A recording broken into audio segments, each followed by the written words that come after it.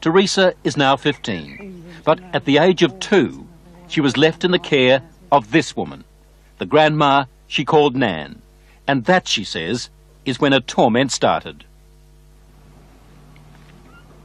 Who was the leader? Who was the boss of the gang, of the cult? At home it was my Nan. Your Nan made you have sex with animals? Yeah. Like goats and donkeys. How many men or how many people would have sex with you? What, at one time? Yes. About everyone who was there, which must have been about 20. You know, from 10 to 20 people. If it was a big ceremony, it used to be 30. What would your grandma be doing when these men were forcing themselves on you?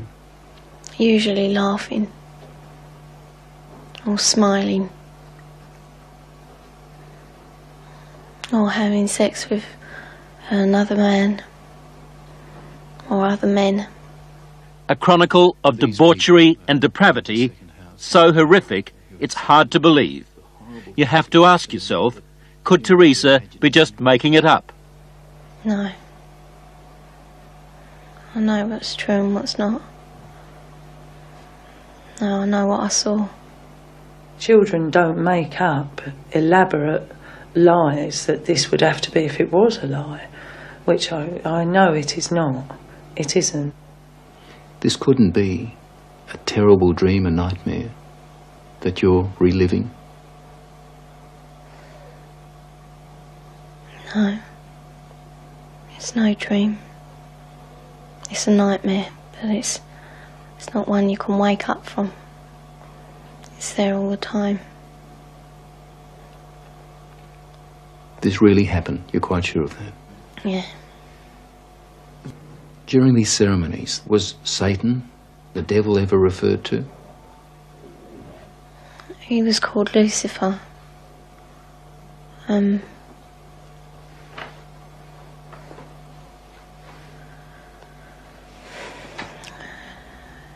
What did they say about the devil, about Lucifer? That killing the people made him happy. Sacrifices to please the devil. According to Teresa, the worst rituals took place at a house somewhere in the country.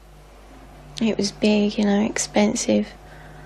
From the front it looked like a castle. You know, it had a long drive and big double wooden doors. Do you think they were rich people then? Very rich. Teresa was always drugged, or on a couple of occasions she says she was knocked out. So that she never fully knew the route. There was a tramp who was brought in once, you know, and he was killed. He was cut from his throat down to his stomach, and they ate him, or bits of him. They killed a man at a ceremony? Yeah. In front of you? Yeah, in front of all of us. Did the tramp, did this man fight back? No, I think he was, you know, drunk or something. He seemed really dopey. He was laughing a lot when he was brought in.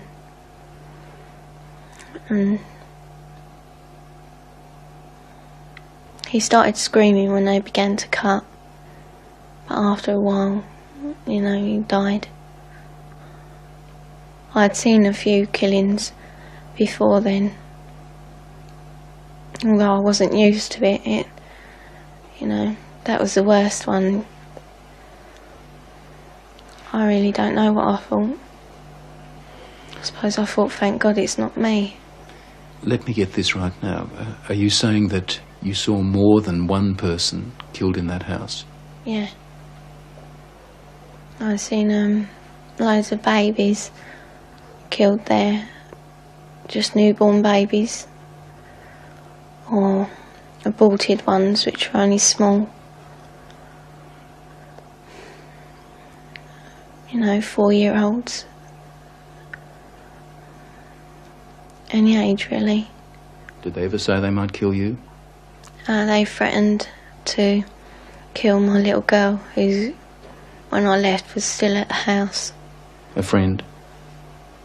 Huh? What little girl? My little girl, Alex. She's about 4 now. You mean you had a child? Yeah. How old were you when you had that child? 11.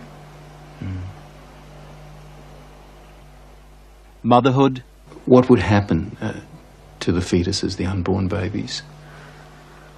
They used to be taken away most of the time, and one time the baby was taken out of me and then killed in front of me because it was still alive. And then, what would happen? Well, after they killed it, they would eat it. Well, we were also made to eat it. You were made to eat your own fetus? Yeah. Who made you do this? My nan. When Teresa was left to live with her grandmother, they might as well have handed her to the devil himself. Did you ever try to run away? You must have been frightened. A couple of times I did, but my uncle, he caught me and brought me back. Going to the police? Did that occur to you? No. No. I thought it was normal, you know, even though I didn't like it.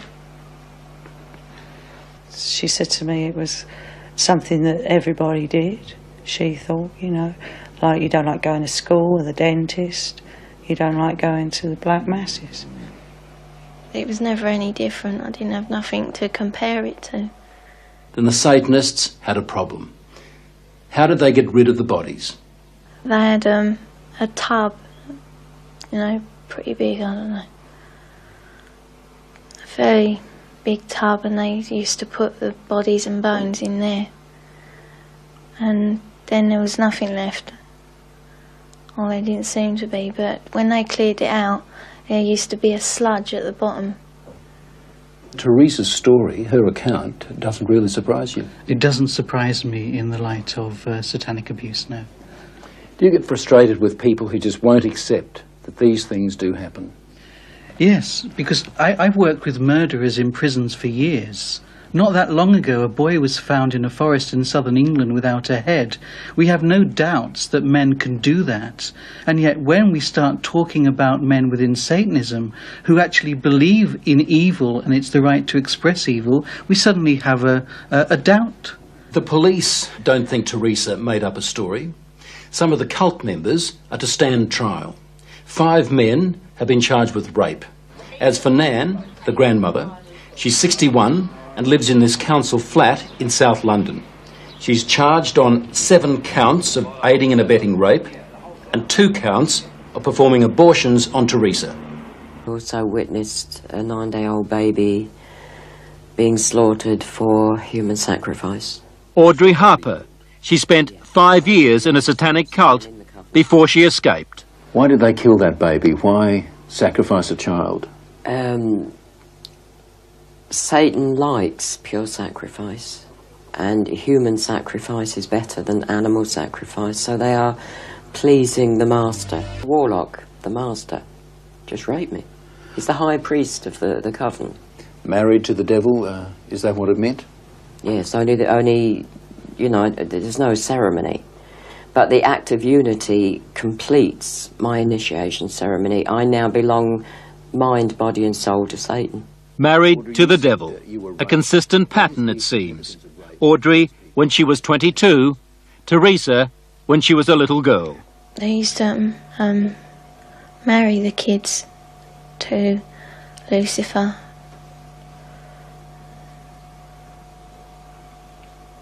So that we were part of him, you know. We were his. Did that include you? Were you married to the devil? Yeah. We used to be, and it was just like a marriage in a church. but different words, you know. What were you taught about Lucifer? Just that we should, you know, be his friend, treat him as a friend. And that he's always there if we ever need him. Why do they do such wicked things in these cupboards? Because they're pleasing Satan. The lower you become, the more vile you become, the more pleased Satan is with you, and therefore the more power you'll get when you die. And they believe this? They believe it. They absolutely believe it.